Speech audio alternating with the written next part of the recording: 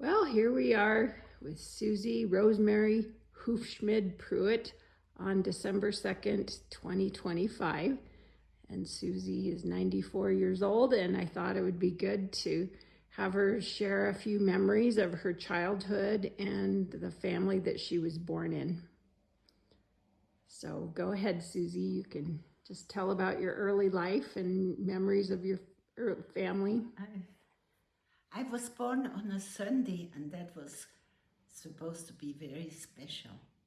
So that made my parents happy, but my father was kind of unhappy I was not a boy. And I had my mother's family lived just 5 minutes away from us in a beautiful home with a beautiful garden, and that was so special in a big city, because Bern, Switzerland is a big city. We lived in a flat. Now, at the very beginning, we had a little garden, but then we moved up into the first floor, and there was just a balcony. And my mother wasn't very keen for gardening, so we didn't have too many flowers. We had a few cacti that didn't need too much attention. But then my grandma had a beautiful garden, and my godmother was my mother's sister, older sister.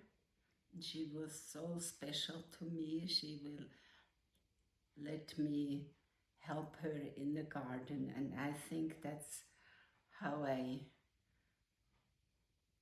got the desire to have a garden of my own someday. And I wish we could have the summer garden out here. But Susie has a beautiful, amazing garden. It's winter now. And so tell me about Grandma Emma and going over for tea. And Grandma Emma, she had 10 children. One died very early. And then my mother was only 5 years old when her father died. So my grandma was a widow with 9 children. And they lived in that beautiful home that my grandfather built. He built lots of houses. He was a famous architect and had his own building business. So my family lived in one of his built homes, and Grandma lived in the very first home. Godmother was practically my second mother. She taught me, she helped me with schoolwork later on.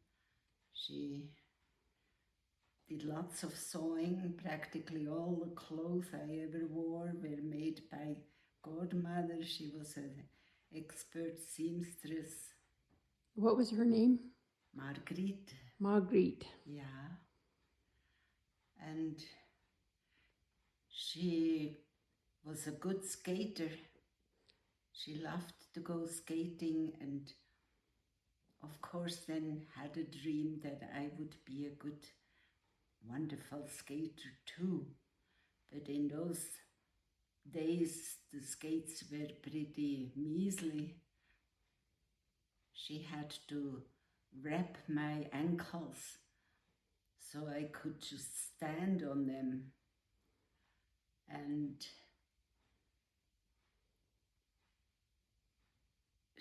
I must have been a big disappointment to her because she had all those dreams of me become a famous skater, and I actually almost hated skating. But you loved skiing. I love skiing, yeah. And she made those beautiful dresses with bonnets, with fur on it and fur on the white skirt, and at least I looked good on the ice. Now she had dogs, and those were my only pets. I never was allowed to have a pet in my home, so I was happy to go over to Grandma and Godmother and play with the dogs and take them for walks. Later on, I guess during the war, my grandma and godmother were my shelter. I felt most secure there. Father would talk a lot about the war. I think he shouldn't have talked about those gruesome things that happen in war. I was so little. And walking to first grade, I remember all the radios were blaring and you heard Hitler's voice, and it felt so scary. It felt so scary. And then later on, I realized all my friends had plans for evacuation. If Hitler would come over the border, they would go up in the mountains and have their own little chalets and food. And my father never believed in food supplies. He wanted fresh food, only fresh right on the table. And so it gave you kind of insecurity. But luckily we survived the war. I was baptized in the Protestant church. I was confirmed in the Protestant church. And my father, I give him credit, he did go to church, especially when the war broke out. That's when people all of a sudden started to fill up the churches. They were empty when everything was okay and good. But then the war brought people back to God.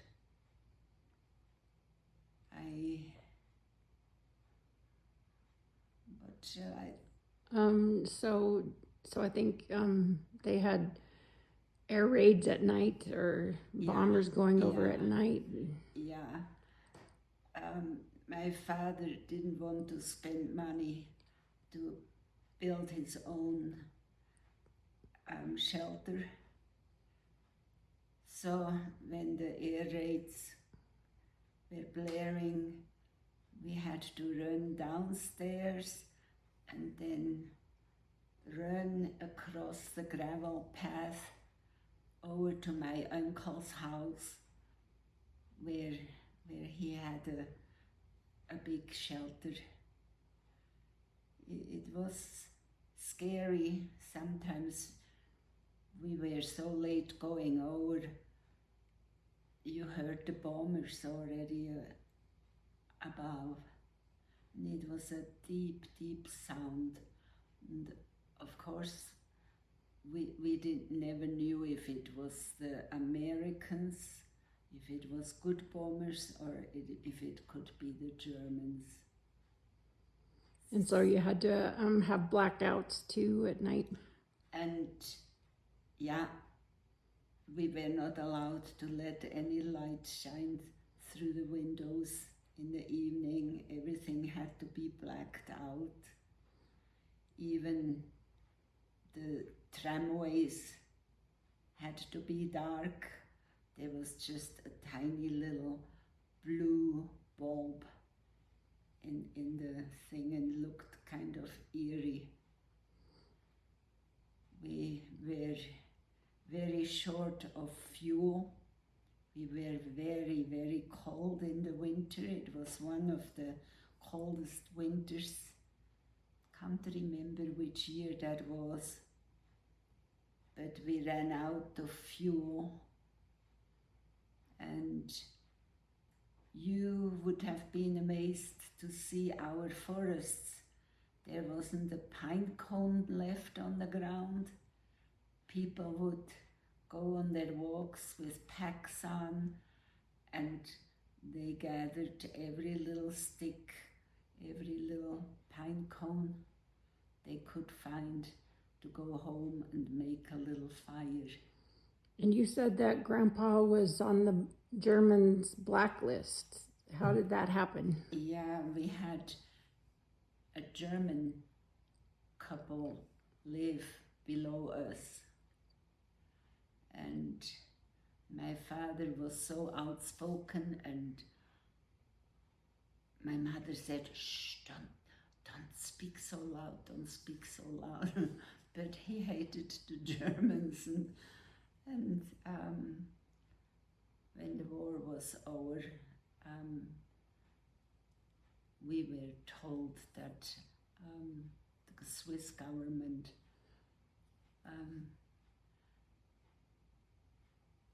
thought my father especially was on the blacklist, so I bet we would have been the first ones in the concentration camp.